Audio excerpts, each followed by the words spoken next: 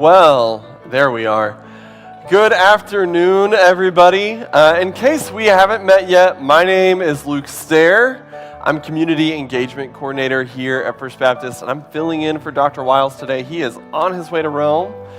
If you have been here when I've taught before, good news, it's only infanticide today. So nothing too challenging, just some babies that get ordered to be murdered. Nice and light. But before we really dive in, I know y'all don't see Tanner too much. He's a gentleman who prayed. He's one of our youth ministers. I want to brag on our youth ministry. They have really worked hard to challenge and support our teenagers to invite their friends to church and invite their friends to explore questions around faith. And in the fall semester, their students invited somewhere between 70 and 80 friends to youth ministry. So our youth ministry is up to some good work. They're really pushing our students to live evangelistically, to live invitationally, and we're seeing the fruit of that, and it's really encouraging. So Wake Up Weekend this weekend that he talked about is a great opportunity for students to once again invite friends and for those friends to continue to be exposed to the good news of Jesus. So as we move into this weekend, just remember to pray for our students, to pray for our youth ministry team. They have really worked hard to challenge our teens to live the good news of Jesus out wherever they're going to school, which in this day and age is huge. So when you see our youth ministry staff, encourage them. They are doing great work. But we are here to talk about Exodus. We're finally in chapter 1, 2 weeks in. We're talking about chapter 1 today. Okay, maybe we'll finish by the new year. So, on a first glance, this is a pretty straightforward chapter. We're in pretty clear narrative. As you see, I've broken the text into 3 chunks. I don't like to give big outlines, and if I were to just give you my notes, there's not a lot there. I'm just working off some bullet points myself. So, but I've broken the text up into a few chunks for you. We have a prologue, and these are the names. That's verses 1 through 7. Verses 8 through 14 are oppression from a nameless king, and Exodus 1, 15 through 22, God delivers through Shiphrah and Puah, and we'll talk about that. So these are the names. That's the first 2 words in the book of Exodus. I know in English that's 4 words. In Hebrew it's 2. It's Ve'ele Shemot. And so the title in Hebrew, as Dr. Wiles has said, is These Are the Names. So this is a story about people with names, which doesn't seem like a groundbreaking concept to us sitting here today reading Exodus, that this is a story about people with names. But in history, when history gets written, who writes the history? Typically the victors, the oppressors. So if Egypt was writing this history, which they didn't, these people wouldn't have names. So the fact that we are reading a book of the Bible about people with names, when in the rest of history they would have been nameless, faceless slaves that history didn't mention. And now we have an entire book of the Bible about them and their exodus out of Egypt. And we get to learn their names and we get to tell their story. And we need to remember when we read Exodus that this is not just our book. This is the story of the Jewish people. The Exodus is their hallmark event. They symbolically reenact it every year in the festival of Passover. This is, in many ways, their book.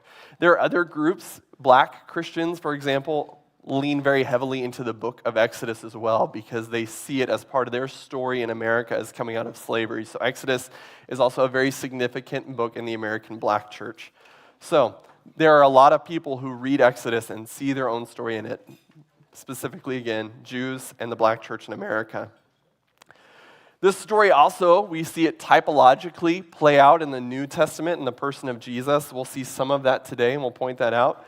But we can think about events like Herod's slaughter of the innocents, Jesus' own exodus out of Egypt, and Jesus' identity as the Passover lamb. So the New Testament is going to find a lot of significant imagery and fulfillment from the book of Exodus. It's an important book moving forward. So it's a story of the people of God, but it's also the story of this nameless king. And we're going to read about that nameless king today. But isn't that interesting? Again, we have this story about people who entered into slavery not by their own will, people we expect history would have forgotten. And instead, we get their names and their stories, but this king, this Pharaoh of Egypt, we don't get his name. His name is never mentioned in the entire book of Exodus, and there's a lot of debate among scholars over who the Pharaoh during this time would have been, but Moses didn't write it down. He didn't think it was important enough. And isn't that interesting? This is a person Moses personally went toe-to-toe with, and he chooses to never record his name. So the king doesn't get named. Again, these are the names. It's the title of the book. It's 2 words in Hebrew, 4 words in English. And it forms this immediate bridge with what has come before in Genesis. We get the names of Jacob's and his sons' households who are going into Egypt to join Joseph. That's what sets up the story. Joseph is living fat and happy in Egypt. His brothers are living in famine. They move to Egypt to be with him. Joseph is in a seat of power. But then their generation dies. Exodus tells us that. But the people of God end up fulfilling the mandate from creation. Go and be fruitful and multiply. And God's people become fruitful and they multiply. So in a series of generations, they are multitude. It's also a fulfillment of this promise that is given to Abraham, that his descendants will be as numerous as the stars in the sky, the sand on the shore. God's people are becoming fruitful. They're living into the mandate from creation and the covenant of Abraham. Okay? So Exodus, that's the prologue. We have this setup. Jacob and his family move in to live with Joseph. There's 70 of them. That's not a lot of people. There are more people in this room than went to go live in Egypt. Okay? We also know from later in the book that this is a time period, by the time that Moses and the Israelites are leaving Egypt from the time that they came in, is a period of around 430 years. Okay, so when we talk about a generation passing away and then becoming multitude, it didn't happen in one generation. The oppression didn't start in one generation. Exodus tells us it's about 400 years by the time they leave from when they enter. So, verses 8 through 14, we really just flew through 1 through 7, but it's fairly straightforward.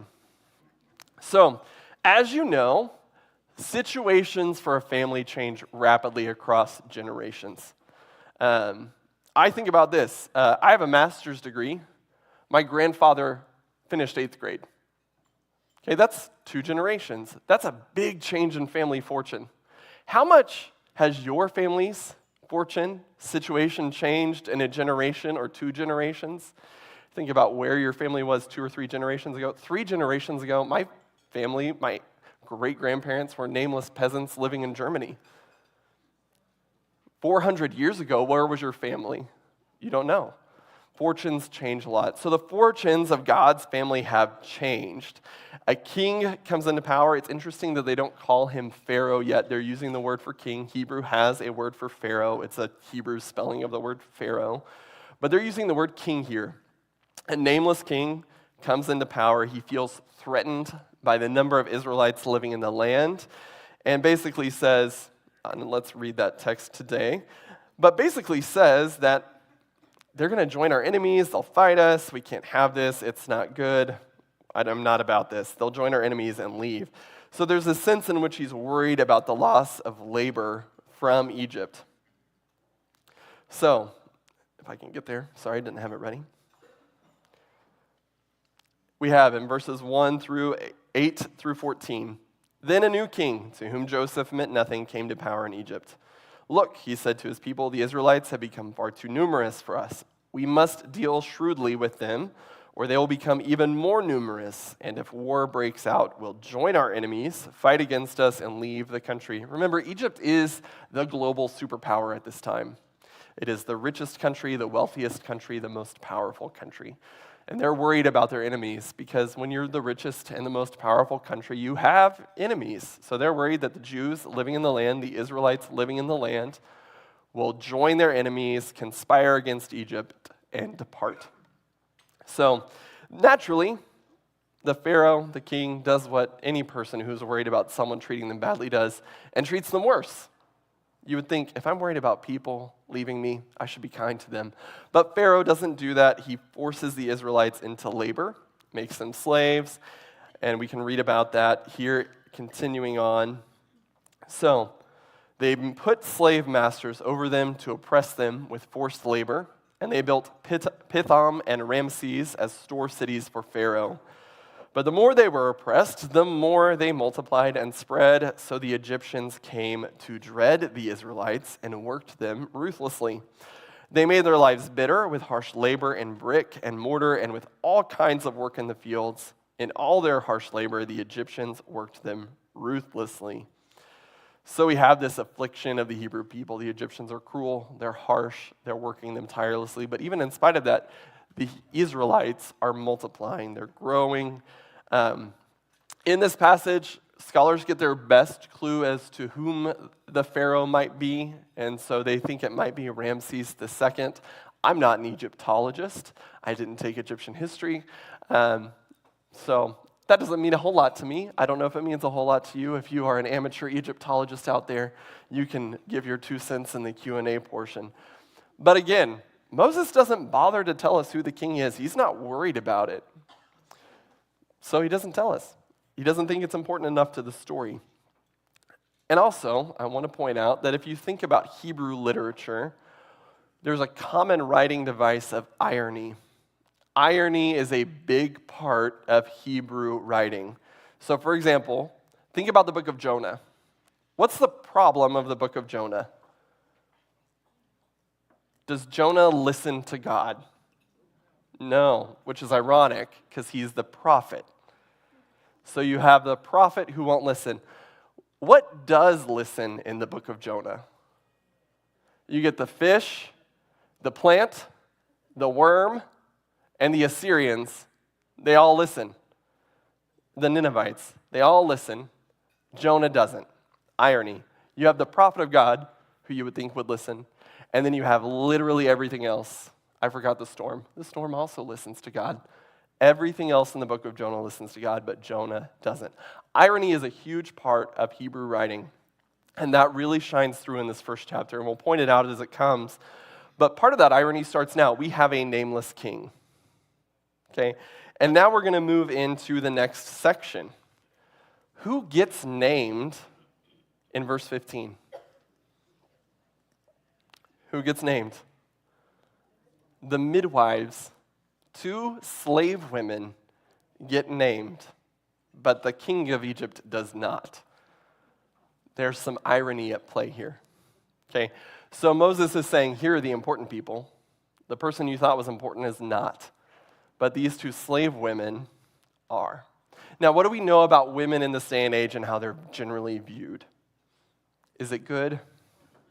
No, women are not viewed with high esteem.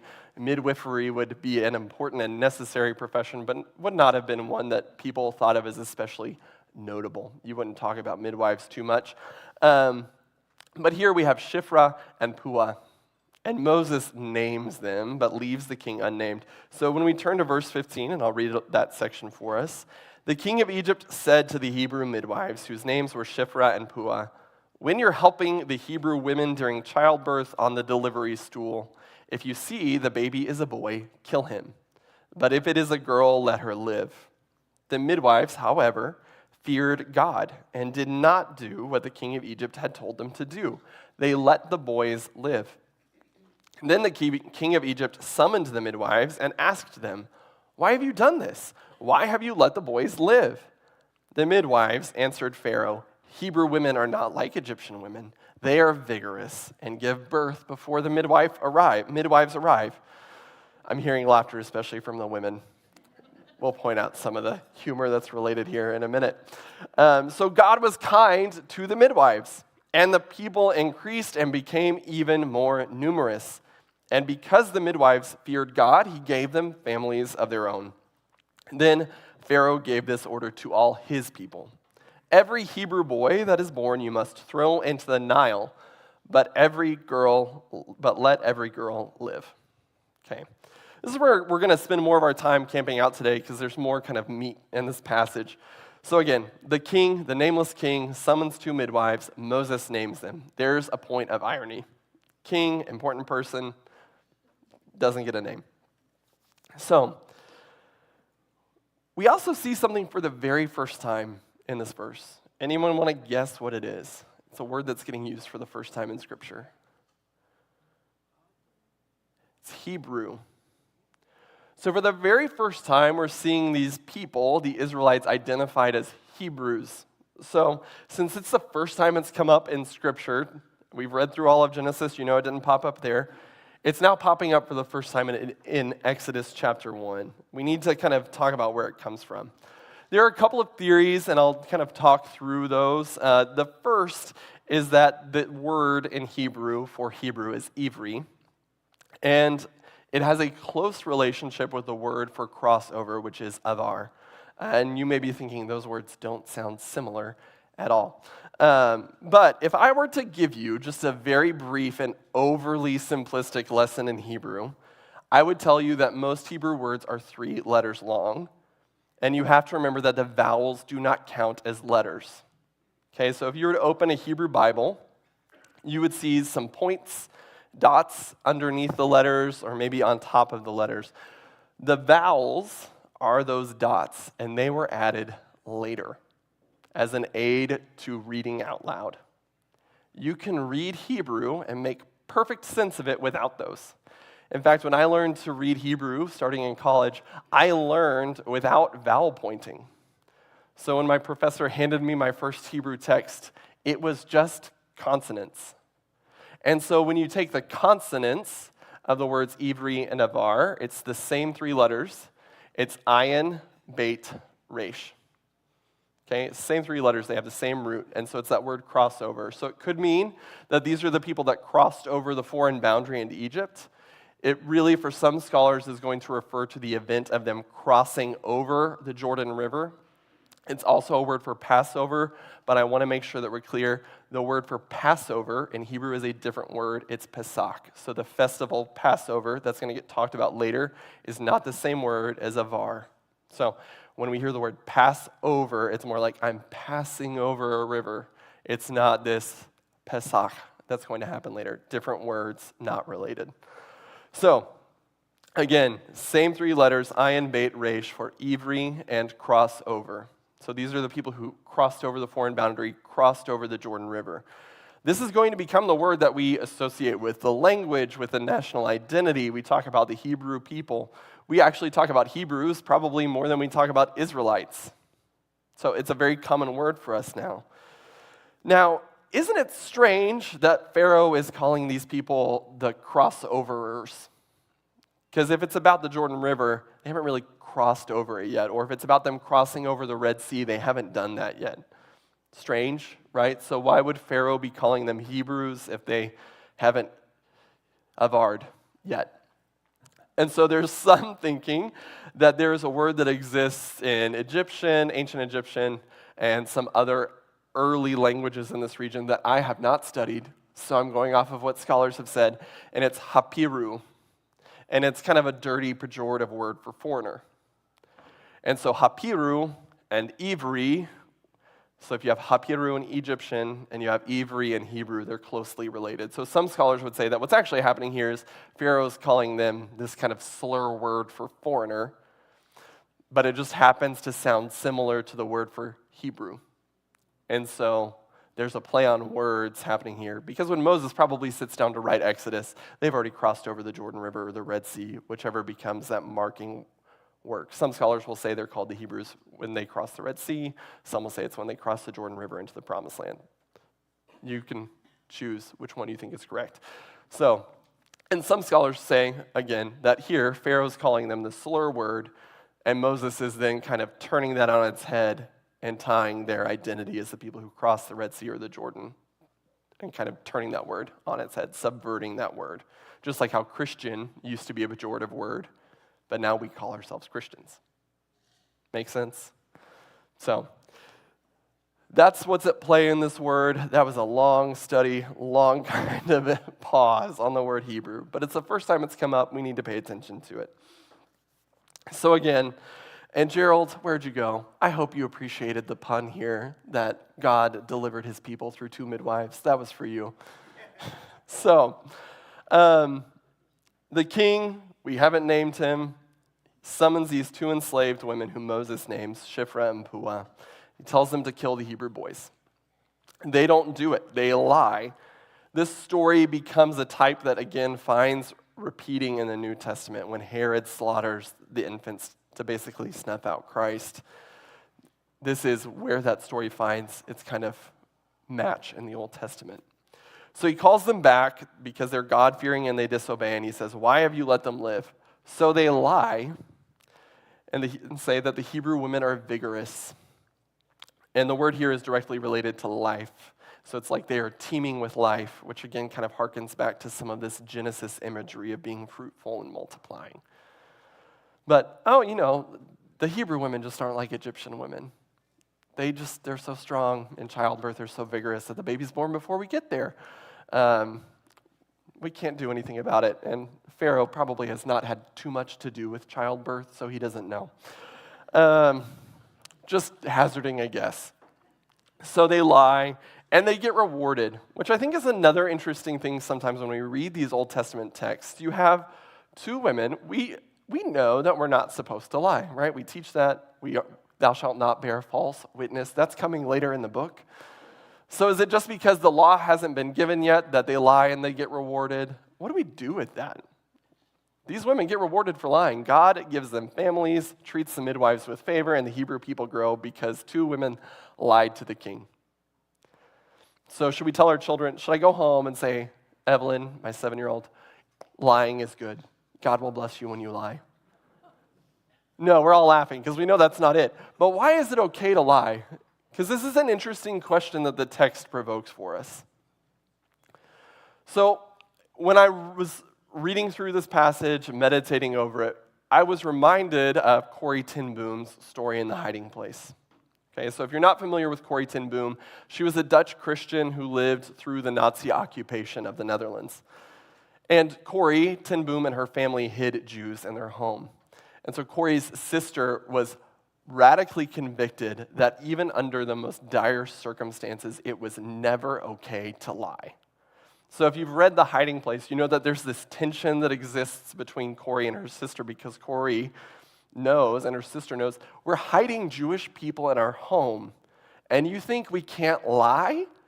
How are we supposed to protect these people if we can't tell a lie? It's a good question. So one day, the SS comes and knocks on the door, and Corrie's sister is sitting at the dining room table. And underneath the table is a rug, and underneath the rug is a trap door that goes to basically a secret cellar where the Jews that they're hiding in their home are hiding. And they ask, where are the Jews that you're hiding? And Corrie's sister cackles maniacally and just says, they're under our feet. And the Nazis think she's just crazy and yanking their chain, and they leave. Fascinating story. Thankfully, God worked through her convictions, but I think most of us would say there are circumstances where we know that this is the right thing to do. When life is just off its hinges, we know that sometimes we have to do these things to protect what's right. So I don't know that God is just carte blanche endorsing liars or lying, but we know that there are some times when being faithful to God requires us to do things that in other circumstances aren't right. So I'm not advocating that my daughter lie about whether she cleaned her room. But I think there are times where Scripture shows us that maybe morality isn't as straightforward, black and white as sometimes we think it is. That sometimes doing the right thing is more complex than it seems. Because what if the Hebrew midwives hadn't lied? Maybe God would have protected the babies through another way. That could have happened. That's Corrie ten Boom's sister's argument. And I don't know what to tell you. But God rewards them for lying, so I think there's something to say there. So Pharaoh, and then we're getting to the end here, isn't getting anywhere with the midwives. They're not killing the babies. They're good midwives. They're faithful people of God. So Pharaoh gives up on influencing them and just commands his own people. When you see these baby boys, when you see Hebrew baby boys, throw them in the Nile.